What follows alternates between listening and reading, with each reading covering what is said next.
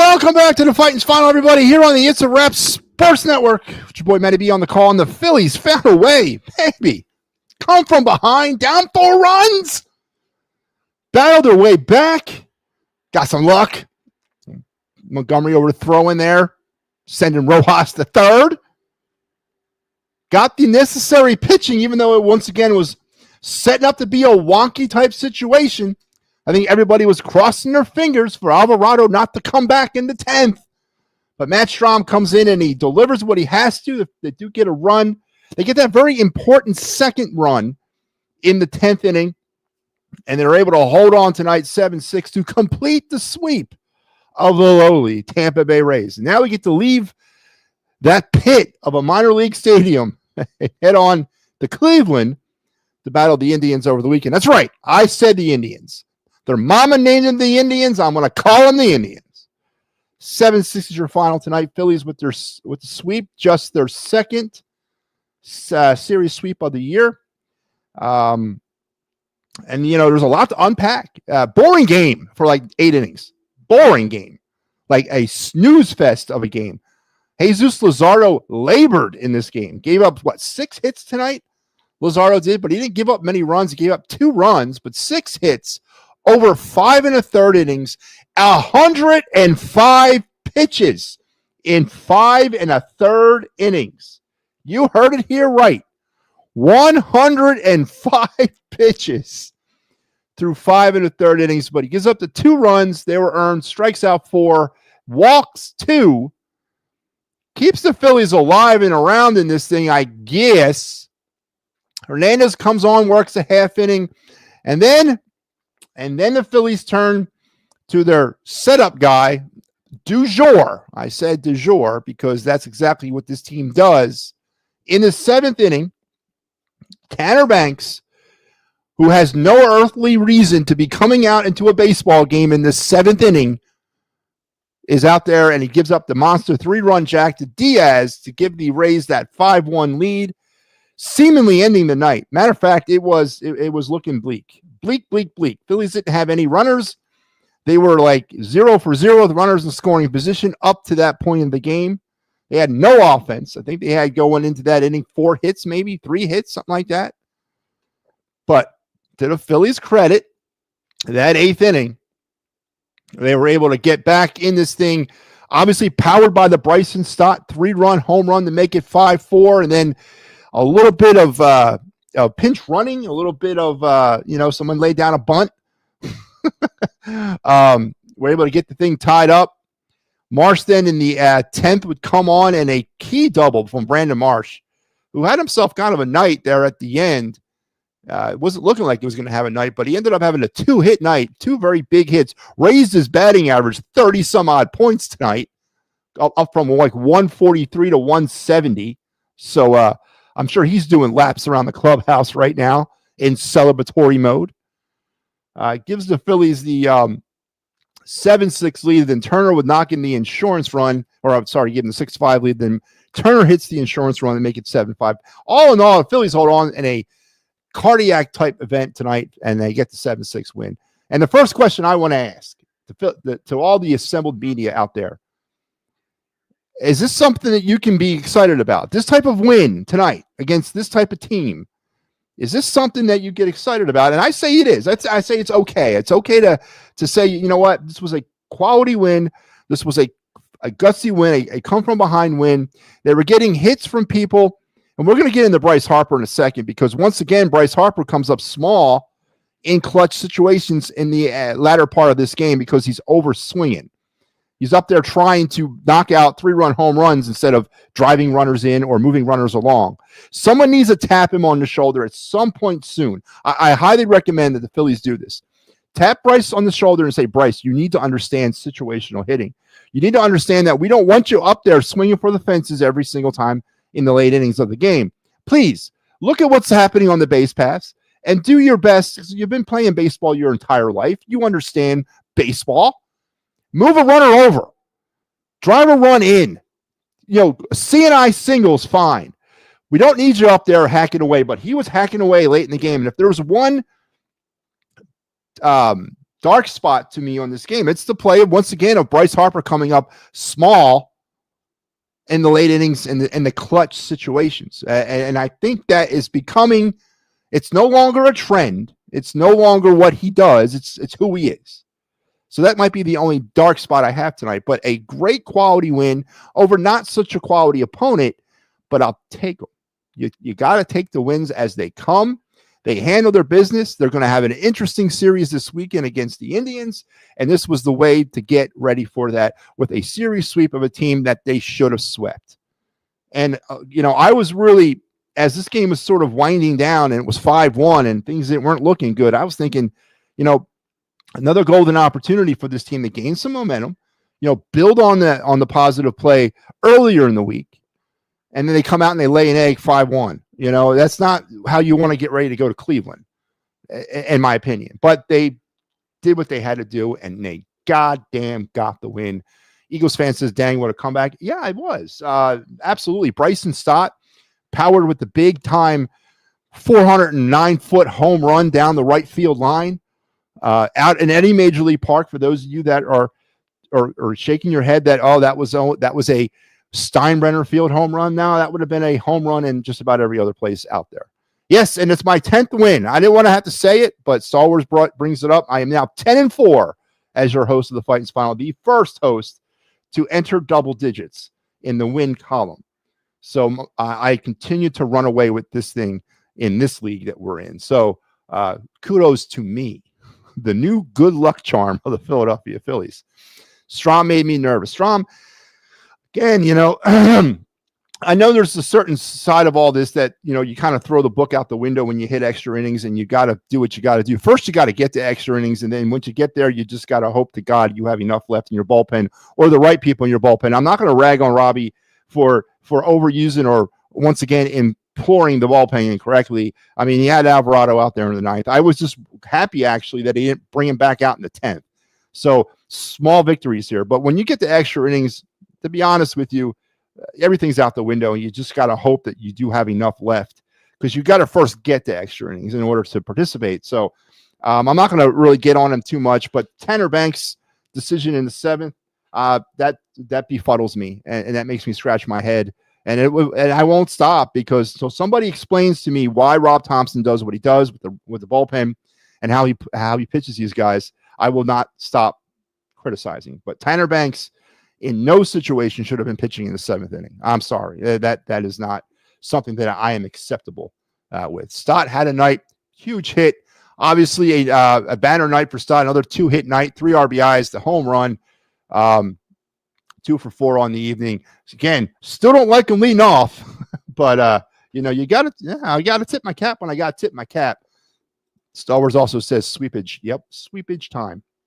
And now off to Cleveland for a key set against a American League perennial team in the Cleveland Indians. So welcome back to the Fighting's Final on this beautiful Thursday night here on the It's a Wrap Sports Network. I am glad to be here taking you through the rest of this series. And then don't forget, Friday, as Star Wars mentioned, we're off to Cleveland, and this is how it's going to look here on the Fighting's Final for your weekend. Big Al comes in tomorrow. They'll do his mandatory Friday night gig. Saturday's Mike Lauro, and I'll be back on Sunday with your series finale, and you're, of course, down on the Phillies Farm segment, all those great, wonderful things that we do on this postgame show. So that is the Cleveland series in a glance. Let's get back to this bad boy. Let's head over to the box score, and let's start breaking some things down. The Phillies on the night would finish with 7 runs. They did it on 9 hits, no errors. The Rays, 6 runs, 14 hits, and 1 error. Offensive standouts, we mentioned a few of them already. Bryson Stott might get the nod tonight, but the big-time 3-run jack in the 8th inning to get the Phillies right back in this damn game. He was 2 for 4, 2 hits, 3 RBIs, and a homer. Trey Turner, even though a 2 for 5 night, but he gets that key hit there late in the game as well to give the Phillies that extra run in the 10th inning, which was the game winner.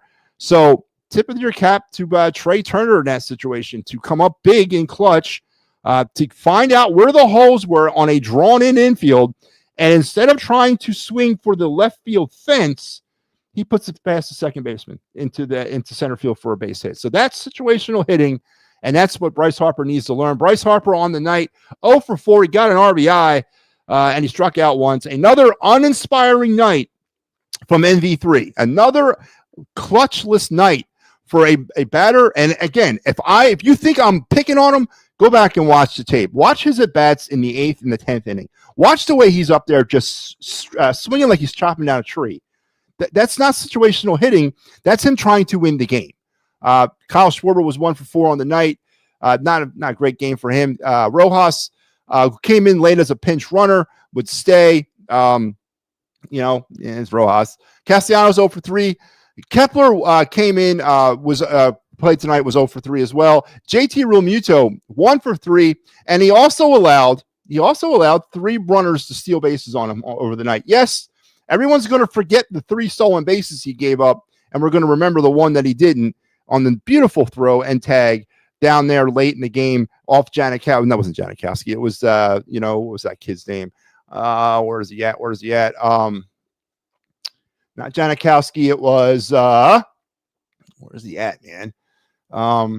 Caught stealing. Oh, there, Walls. That was it. No, not Walls. Not Morel. Who was that guy? Who's the guy that got caught stealing late in the game? I don't see his name here. All right, well, you know who it was. And then they reviewed the play. A beautiful catch, beautiful throw, beautiful tag, beautiful put out. Got to give JT some credit there, but we also got to talk about his 3 other runners that he allowed to steal off the night as well. A couple bad throws in that game for him. So not an all-around great game from the BCIB, but again, offensively, he continues to befuddle and struggle as well at the plate, striking out with a key situation late, a la Bryce Harper. So once again, we're not getting that clutch hitting from two very important people in this lineup. And as I mentioned on the final word last night, at what point does the catcher position offensively become something that maybe we have to address via a trade? Because we've already traded away the only other catcher we had in the system that was Major League ready. He plays out there in, where is it? Where did they send that kid? I don't know. His name escapes me. I don't remember his name. I think he's an Irish lad. He's playing out there, I believe, in California now.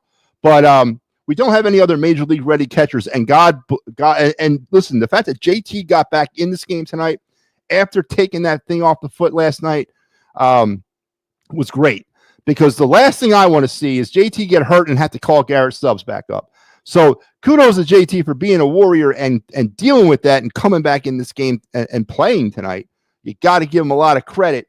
But at one point, offensively, does JT Realmuto's lack of contributions to this team have to be addressed via a trade? Or is it something that the team can just say, listen, defensively, he gives us enough, and we have too many other higher priorities to deal with, but offensively you're getting jack squat from JT Realmuto, and you haven't gotten much from him for a long time. So it's a sneaky type thing happening with the catcher position and the lack of offense. JT's been in a slump for the last 19 months, and I don't know what the recipe to fix that is, because he's occupies that middle of the lineup spot, a key spot. We need production from him offensively. He had nice throw out tonight, but he also allowed 3 runners to steal on him. So is this something that needs to be addressed, or is it too low on the priority list with the other issues?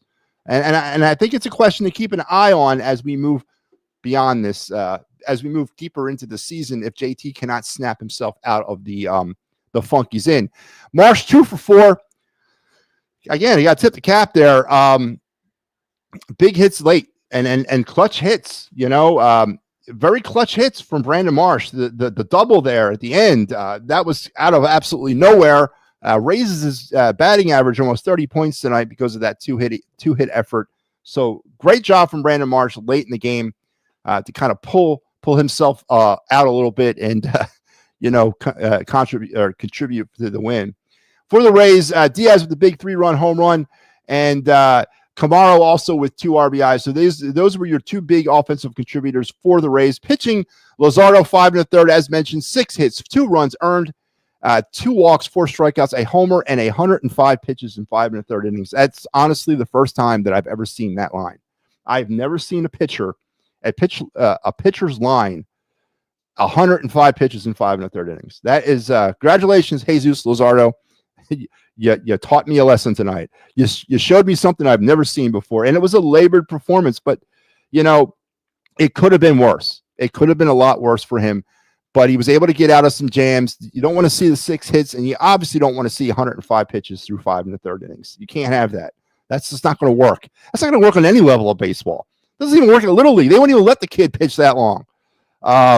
So that it's not one of his better starts, not at all, but he did enough to keep the Phillies at least alive in this game or around in this game until yielding later in the game. Hernandez, Banks, Romano, Alvarado gets the win, and Strom with the save in the 10th inning as he gives up the run, but because of the insurance run, we were able to hold on.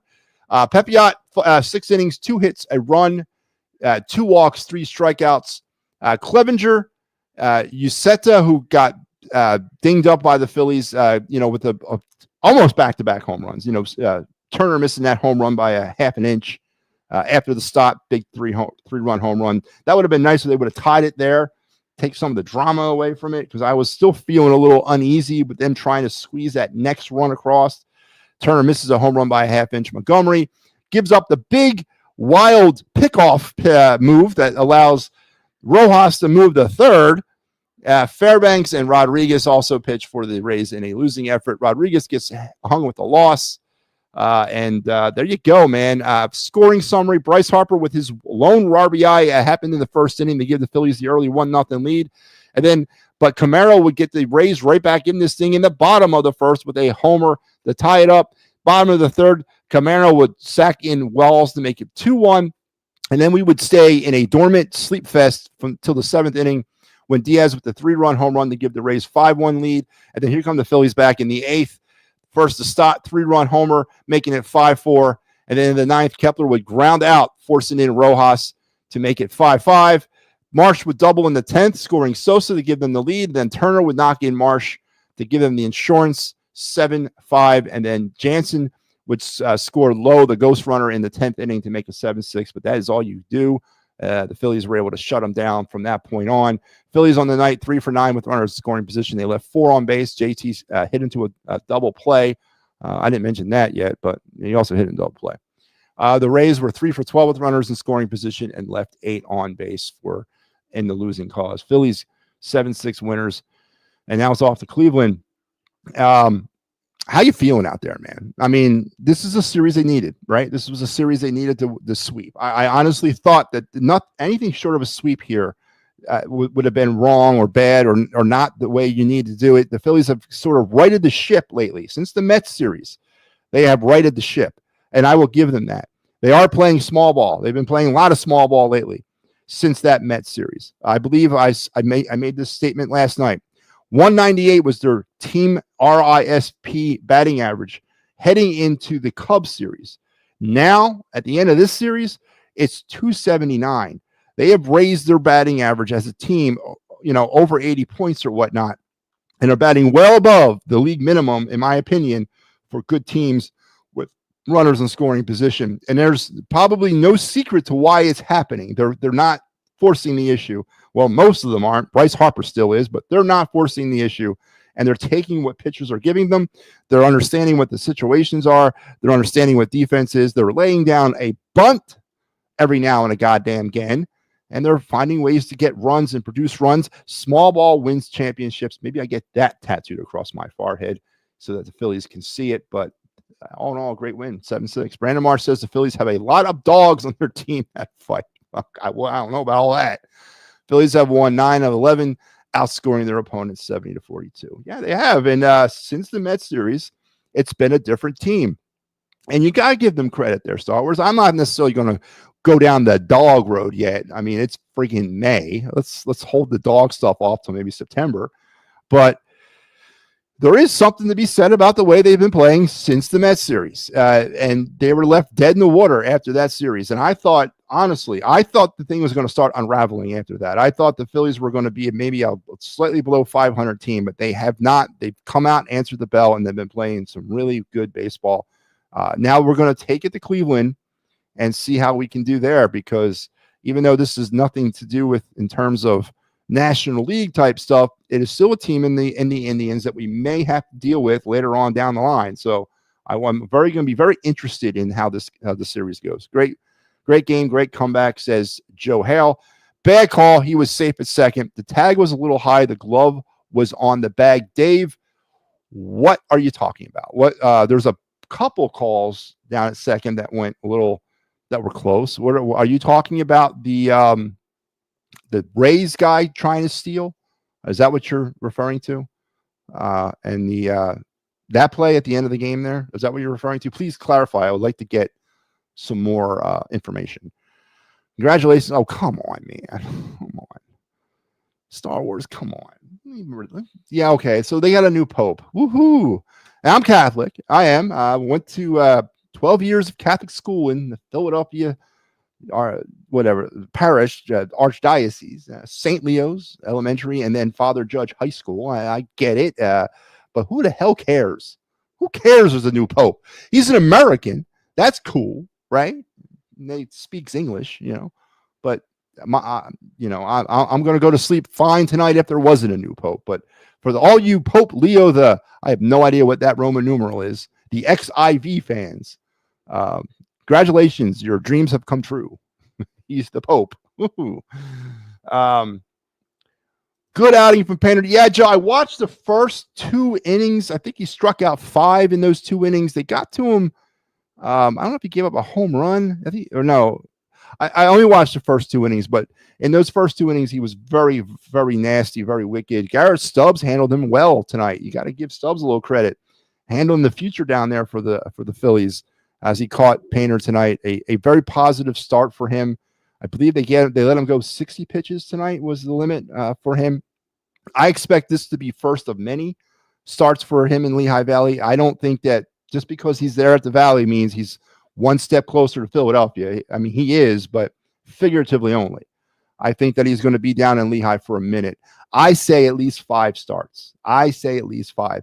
And then if the situation needs him to come after that, then they'll do that. But if not, I still think they hands off. They leave him alone. They let him continue to work down there in Lehigh Valley. He is now going to be facing the closest to major league caliber talent that he has ever faced in his career. He has never pitched above triple or double A. This is his first ever start at the triple A level.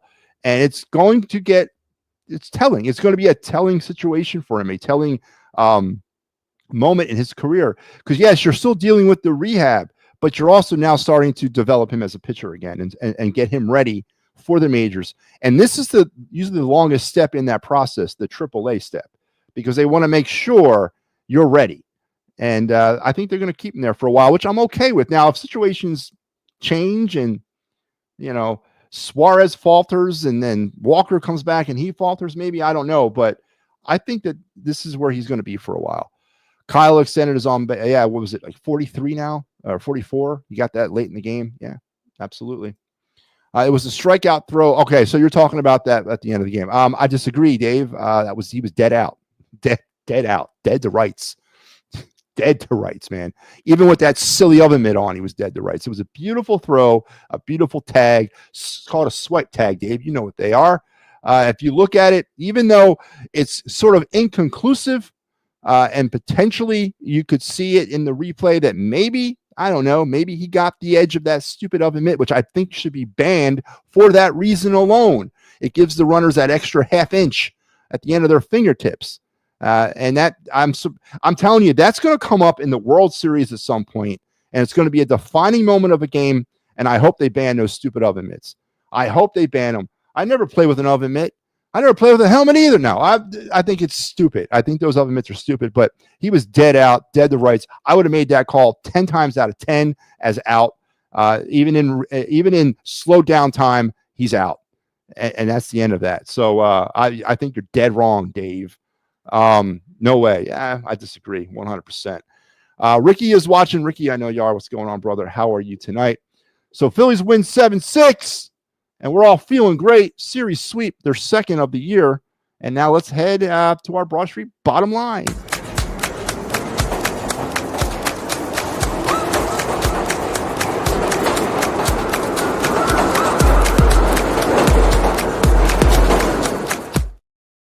Yeah, yes. The Broad Street Bottom Line tonight on the program is sponsored proudly, by the way. Let me say it one more time until I find what I'm going to use.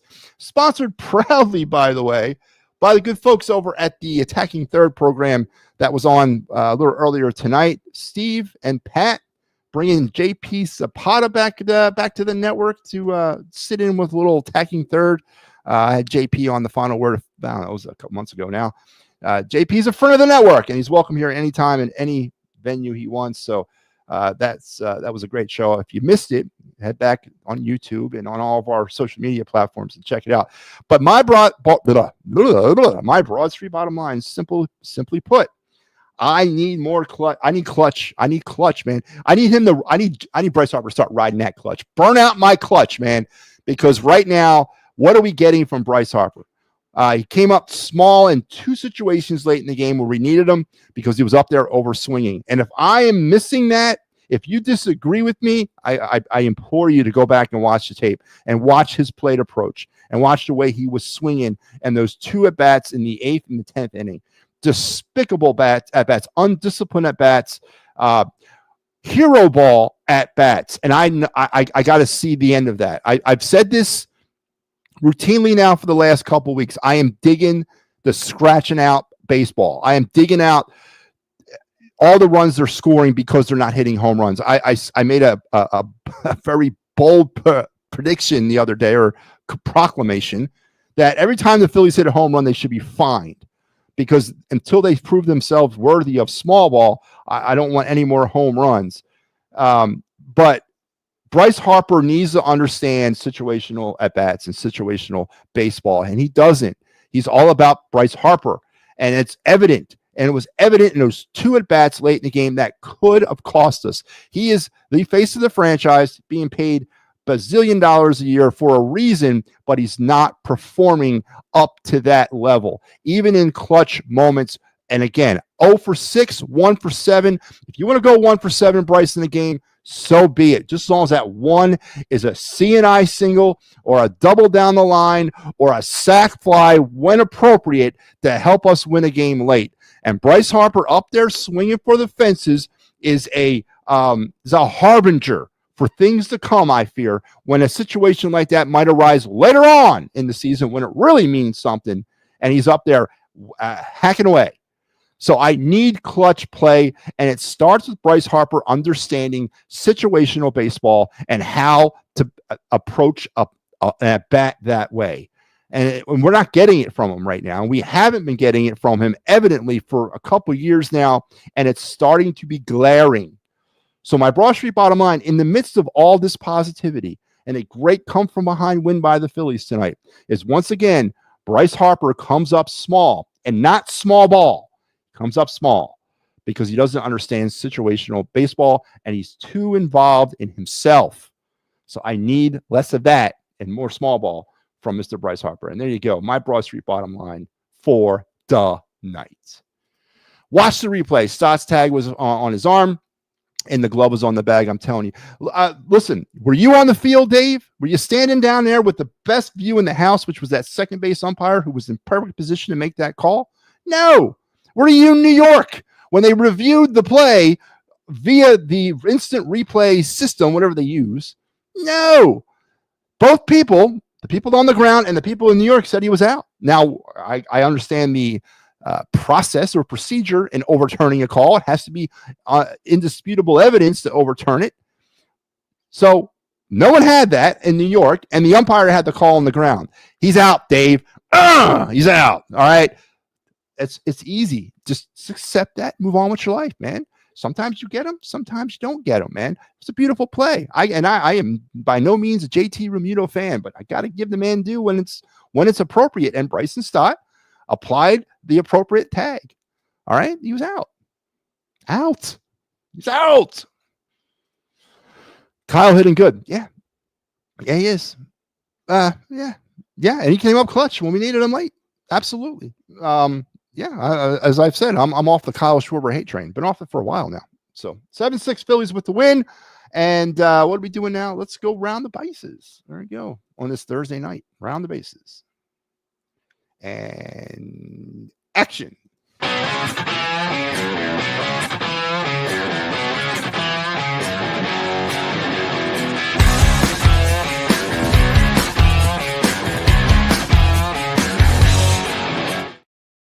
All right, let's go around the bases on this Thursday night.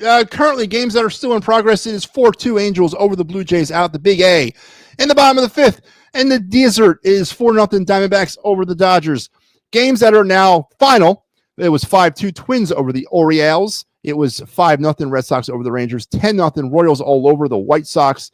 10-2 Tigers over the Rockies. 11-1 Tigers over the Rockies. There was a doubleheader sweepage for the Tigers today as they outscored the Colorado Rockies 21-3. Woo! Man, 21-3 and out hit them 28-9. Wow. And out errored them. The Rockies committed 5 errors in both those games, and the Tigers committed none. Talk about a franchise disarray, man. Boy. 6-31 now with the Rockies on the season. It was 5-4 the Braves over the Reds. The Mets did not play tonight, so the Phillies pick up a half game. That's good for those of you that are keeping an eye on the scoreboard here in May, which to me, that would drive me insane, so I don't do it. But, of course, the most important score of the night, 7-6 Phillies over the Rays, completing the series sweep, second one of the season. Now it's off to Cleveland and the Indians tomorrow night. At Jacobs Field, is it? No, it's Progressive Field. 7:10 first pitch. Aaron Nola against Gavin Williams to start the series tomorrow for the Phillies and Indians. Make sure you're there, and make sure, more importantly, you're here at the end of the game, because we got you covered, as we will, for 162 hopefully plus games in 2025. Here is your Fighting's final lineup for this weekend. Big Al, Mike Lauro on Saturday, and myself, Matty B, coming at you on Sunday afternoon for the series finale and our vaunted Down on the Phillies Farm report that we do every week, going through the minor leagues. And this week we'll include the FCL Phillies, because now all levels of the minor leagues are in play. So get to add another team to the mix and have some fun with that. And all the other things that we got going on in the program this weekend. Remember, Sunday mornings will never be the same. 9 a.m., PNM in the AM will be at you. Their second show, as they returned last week. So make sure you're tuned in. Make sure you're tuned into the Fighting's Final, as well as we got a little programming, not as much as I would like, but we're working it there. So also don't forget, like, share, subscribe on all of our networks and all of our platforms. Help us grow this thing to dizzying heights that we cannot control, and that would be my dream. Until then, folks, until I talk to you on Sunday with the Fighting's Final, and of course the final word. And until we get back at you tomorrow night with the Fighting's Final, you guys have a great rest of your night and an even better tomorrow. But before I go, got to hear from one more guy, because in celebration of my 10th win as your host of the Fighting's Final, Harry the K, man, what you got?